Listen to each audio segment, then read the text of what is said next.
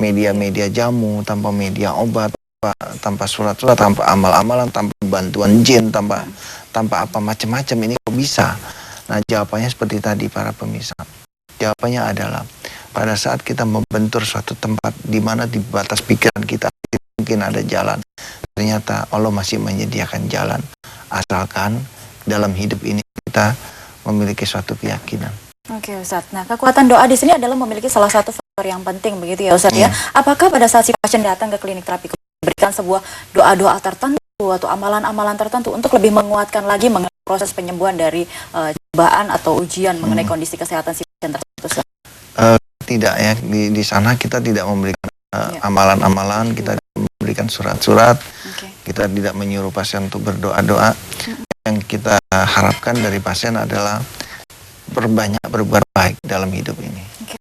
Jadi kalau kita dalam hidup ini kita banyak berbuat baik, insya Allah di sana kita akan menghimpun energi positif dalam jumlah yang cukup banyak, yang sangat kita butuhkan untuk kesembuhan. Baik, Ustadz. Dan pemirsa jangan kemana-mana, setelah yang satu ini kami akan segera kembali saja dengan membuka line interaktif kami 0215155511. Kuncinya pada saat kita saat ini diberikan sebuah cobaan atau ujian dari Allah mengenai kondisi kesehatan kita, berikanlah sebuah Anda keyakinan, kesabaran, gigihan, dan berani untuk melangkah. Insya Allah kun fayakun akan datang setiap saat untuk kita.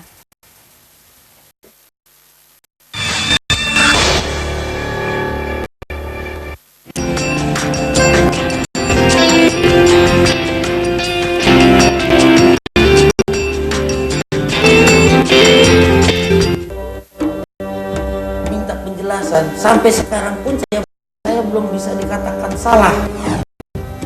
Institusi peradilan kita yang paling tinggi pun mencarikan kebenaran dan keadilan buat Bapak. Ini rumah Bapak saya dan saya nggak punya rumah yang lain. Yang berhak mengatakan salah benar setelah hakim ketok palu. Itu salah.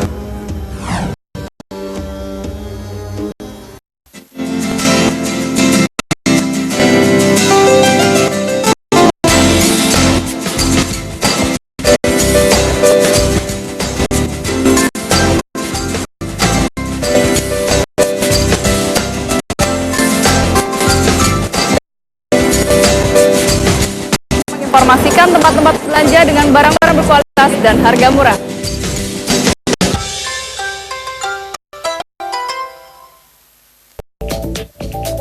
Presiden harus mengambil risiko itu. Menurut saya jangan main terlalu aman gitu.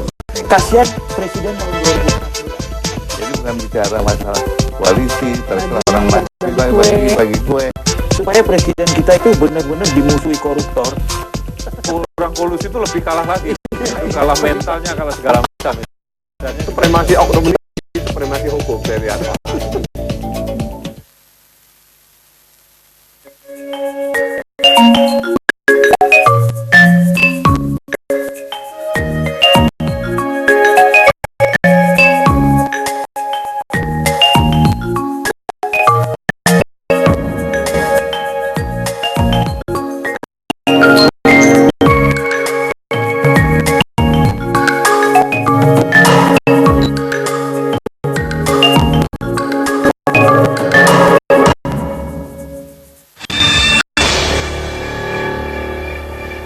Pemirsa, untuk alamat klinik terapi kolbu, Anda bisa datang di Jalan Unan Kayu Raya nomor 24 Jakarta Timur 13120 dan nomor telepon di 21882029 atau 218500413 dan 021705800381. Dan pemirsa, jika Anda ingin memiliki buku-buku yang sudah disusun oleh Ustadz Sony Sutrisna, Anda bisa mendapatkannya dengan judul dan Sholat untuk Memperbesar Periuk Rezeki. Anda dapatkan langsung di klinik kolbu atau toko buku yang sudah tersebar di seluruh Indonesia. Baik, masih menunggu telepon Anda pemirsa 1515551.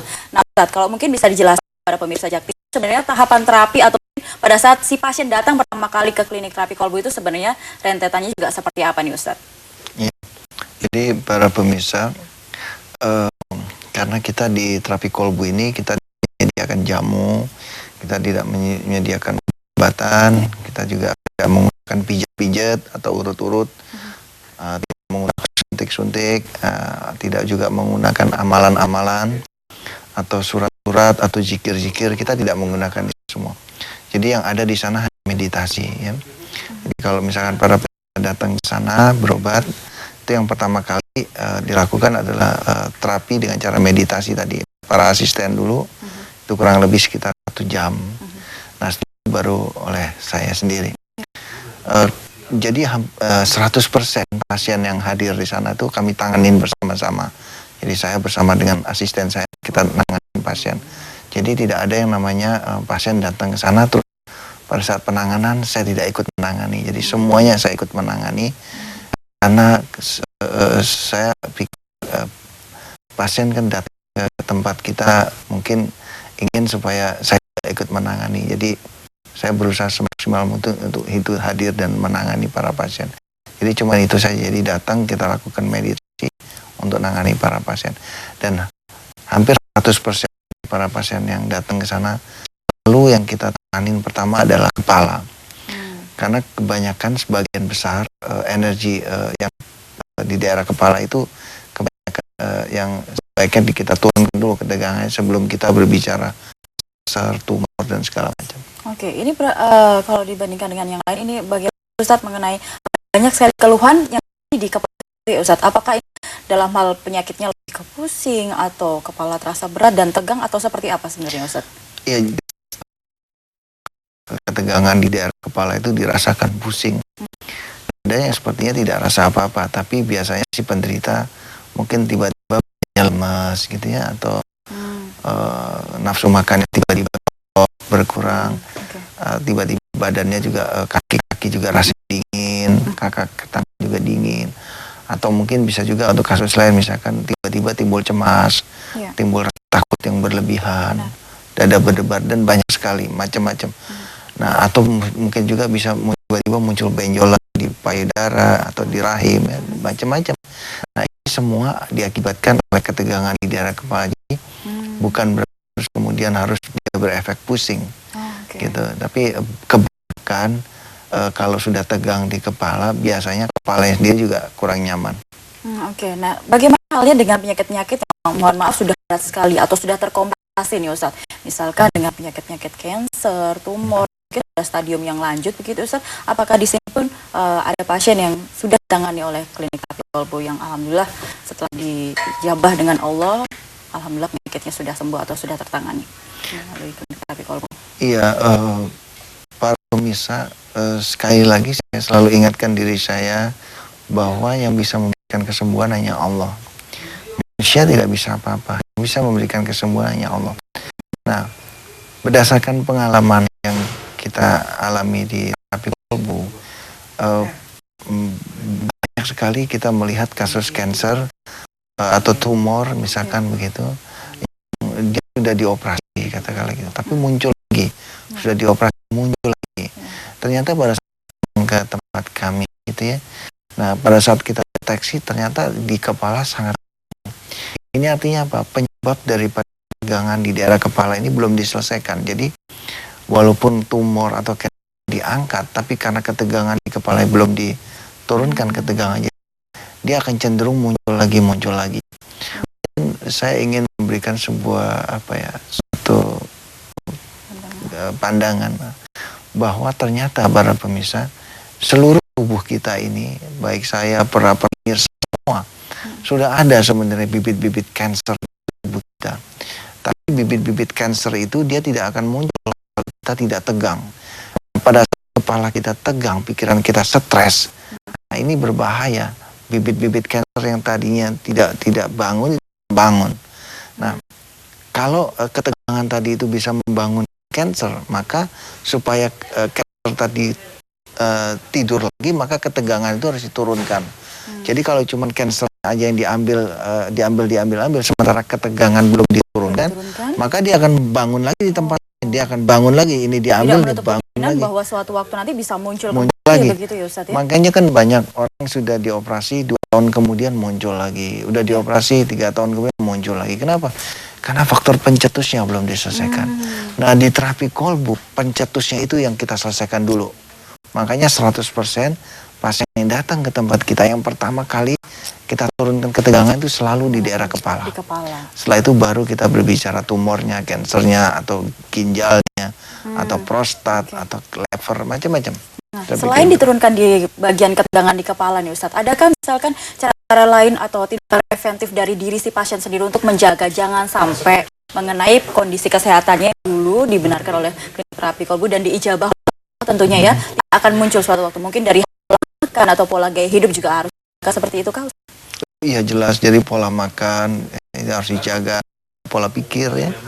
Makanya hampir 100% pasien yang berobat ke kita.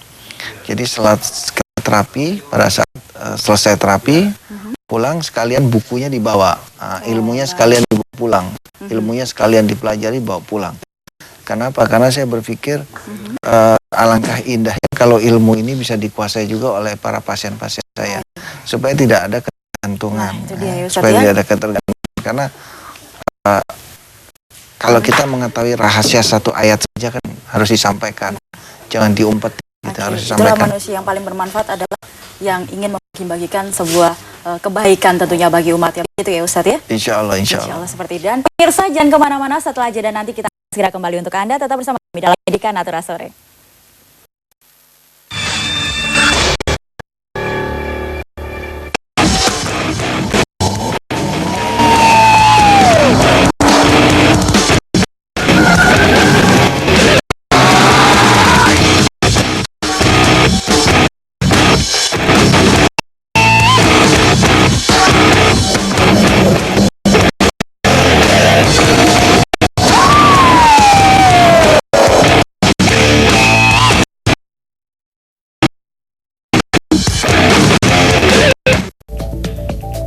Presiden harus risiko itu. Menurut saya jangan main terlalu aman. Kasihan presiden Jadi bukan bicara masalah koalisi, tapi orang banyak baik-baik. supaya presiden kita itu benar-benar dimusuhi koruptor. Orang kolusi itu lebih kalah lagi. Kalah mentalnya, kalah segala macam. Ketauladannya, supremasi oknum lebih supremasi hukum saya lihat.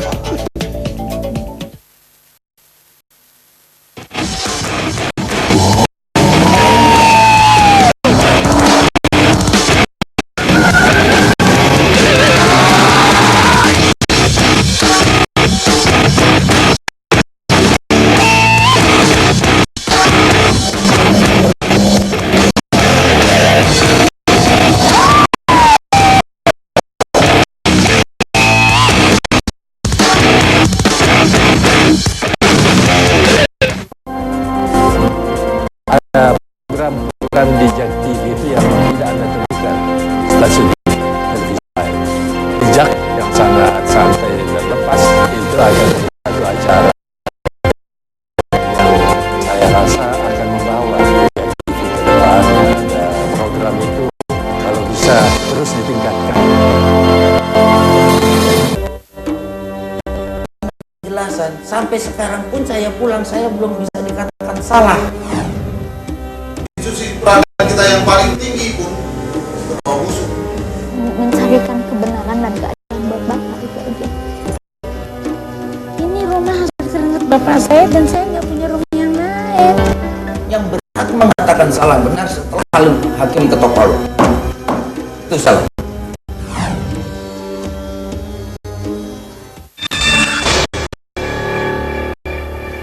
Pemirsa, untuk alamat klinik terapi kolbu Anda bisa datang di Jalan Kayu Raya nomor 24 Jakarta Timur 13120 dengan nomor telepon di 0218520029 atau 0218500413 dan 0217058031. Sudah tertera di layar televisi Anda pemirsa. Untuk buku-bukunya dengan judul Power of Soul dan Solat untuk Memperbesar Priuk Rejeki bisa didapatkan di toko buku tersebar di seluruh Indonesia, mungkin langsung di klinik terapi kolbu. Baik, kita di sore hari ini sudah kehadiran juga narasumber saya, yakni mantan pasien dari klinik terapi kolbu ya. Ada Ibu Ferni yang pada saat itu mengeluhkan mengenai penyakit ginjal. Seperti apa Ibu? Bisa diceritakan lebih detailnya lagi, ini kondisinya seperti apa pada saat itu Ibu terkena kondisi kesehatan ginjal ya, lebih tepat lagi. Sebenarnya sih saya bukan sakit ginjal, Pak. Tadinya sakit kista sama minum. Terus saya berobat ke alternatif, kan suruh dokter suruh operasi, saya nggak mau. Terus kalau alternatif, saya lihat di juga sih di alternatif gitu. Terus dikasih jamu, diurut gitu ya, dipijit gitu. Saya bisa minum kapsul tuh sampai 30 kapsul itu sama di seduhnya itu. Terus udah gitu pas udah itu saya agak sembuh ya kistanya. Ternyata terus saya sakit ginjal gitu loh. Oh, kakinya adalah kista bengkak miom, gitu. Kemudian setelah berobat ke alternatif begitu ya Ibu ya, Iya. malah ada sebuah keluhan baru. Iya, mengenai kaki kok ginjal. bengkak nih kayak gejala-gejala ginjal gitu. Saya ke dokter di tes lab ini apa? Katanya sakit ginjal kata. Memang ada positif Udah. ginjal. Saya terus suruh ke rumah sakit yang lain gitu. Saya kebetulan saya emang lihat Pak Ustaz Sony. Sebetulnya saya emang udah mau ke Pak Ustaz Sony, jadi melenceng.